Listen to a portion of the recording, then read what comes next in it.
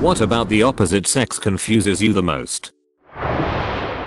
How some guys can make friends so easily. Case study. While attending uni, I witnessed the following. The first day of class, one guy was sitting a row ahead of me wearing a sports team's hat. Another guy walks in, also wearing the same sports team's hat, notices the first guy and enthusiastically addresses him sports team. The first guy looks up and responds sports team.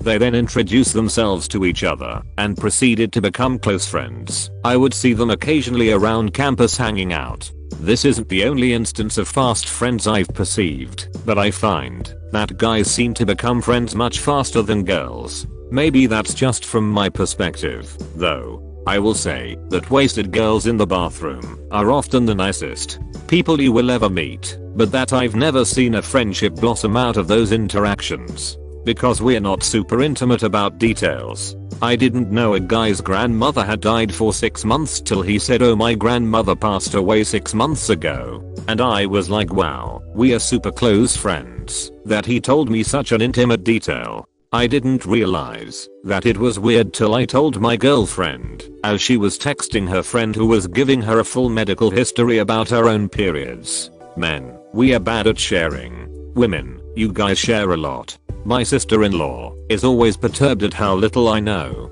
about what's going on in my best friends' lives. She can't understand it, but we just don't talk about real things, only dumb crap, when we get together. When you ask a man sitting quietly what he's thinking about, and he replies nothing, it's true.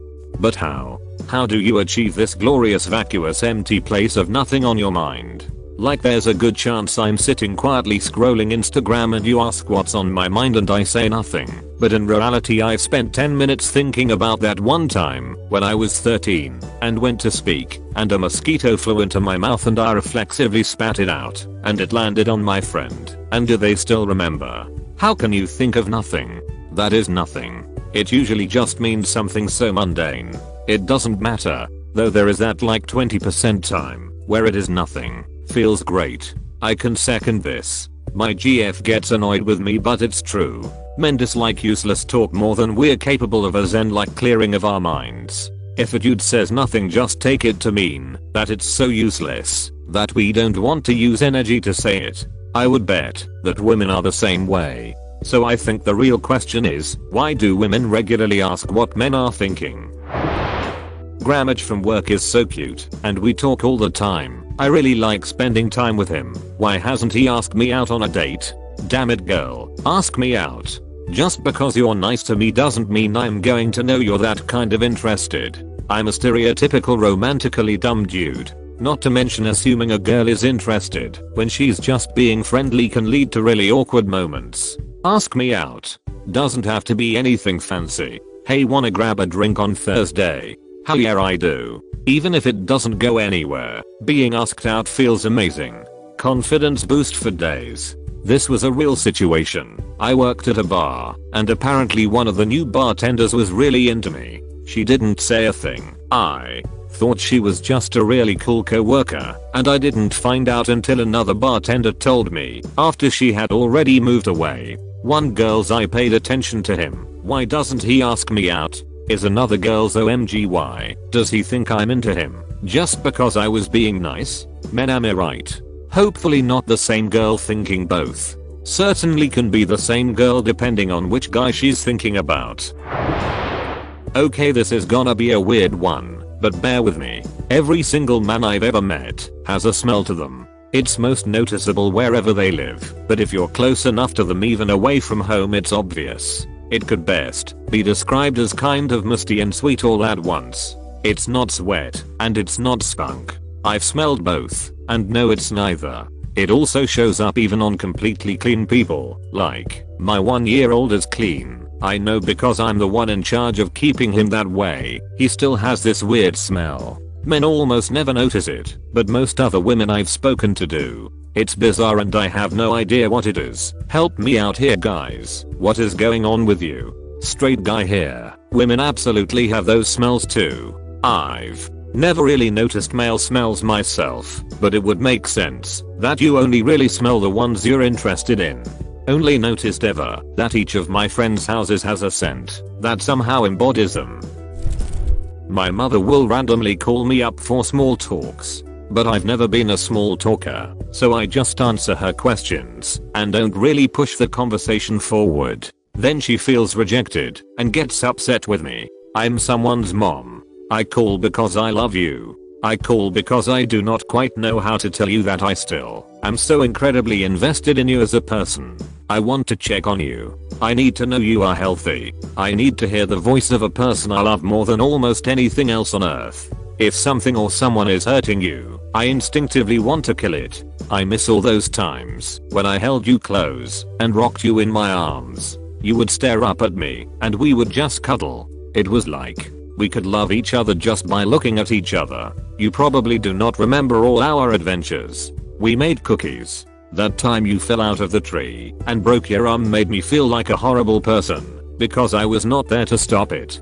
We rushed to the hospital and I was helpless to fix it. Remember when I was quiet and kind of distant when you were dating that girl who broke your heart? I knew it was coming and I had to let you live your life, but I wanted to hurt her for hurting you. I had to step back and let you grow up.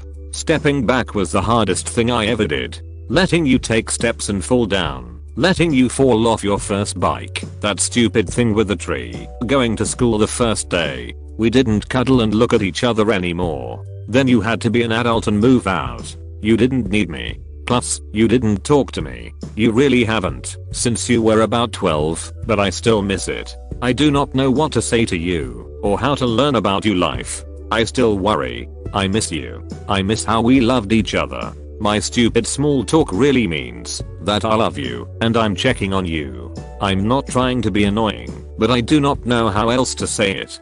Congrats for making me realize I've been a crappy son for the past decade. The way men take their tops off. My boyfriend pulls it from the collar up and over his head. All of my female friends confirm this is how the men in their lives also do it. My female friends and I grab the bottom of our tops with left hand reaching the right side of the top and right hand reaching the left hand side of the top, then pull up, and the top is off. Sorry, I'm terrible at explaining things. I can't decide who's doing it the best way. Most of the time my boyfriend's top is not inside out, whereas mine often are, so maybe the way the men are doing it makes more sense. I just can't do it that way though, haha. I'm guessing it's because 1. Women's tops will almost always be tighter fitting than men's, so it requires more force to remove a woman's top than a man's.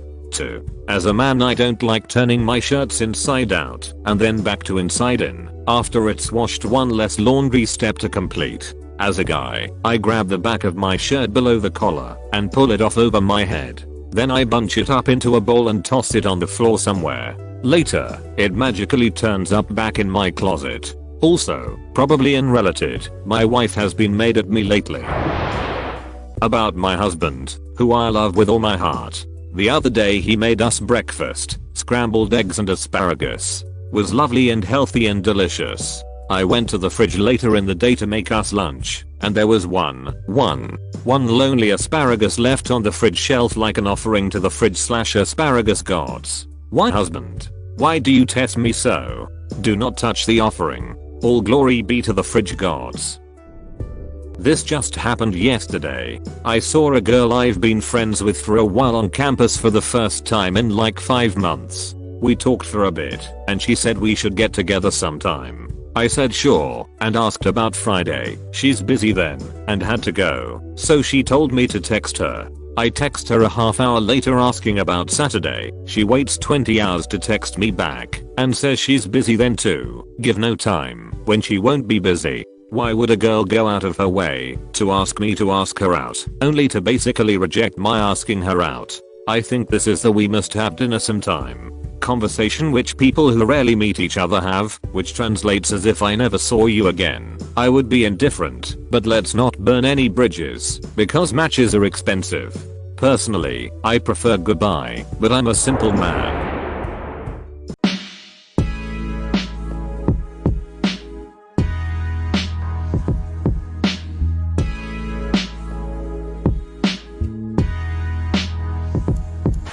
When a woman says I'm fine, but she's really and clearly not fine, why don't they tell us what's wrong so we can solve it? Also, is it just universal amongst women that fine is the exact word to use if you want to make sure your boyfriend knows it's not fine? Rather than I'm alright or I'm good etc. With my wife, it means I'm upset, but I need some time to sort things out in my head and figure out if these emotions are the sign of a big issue we need to talk about, or if it's just a transient reaction that will pass. And the best thing to help me figure that out is for you to stop asking me 100 questions and let me think. Your mileage may vary, but after I figured that out I'll learn to give her space. And maybe 25% of the time it means we have a talk later. So, not passive aggressive, not playing games, just a lot easier to say I'm fine than a whole paragraph. Why men refuse to go to the doctor, even when plagued by serious issues that cause pain and might be life-threatening.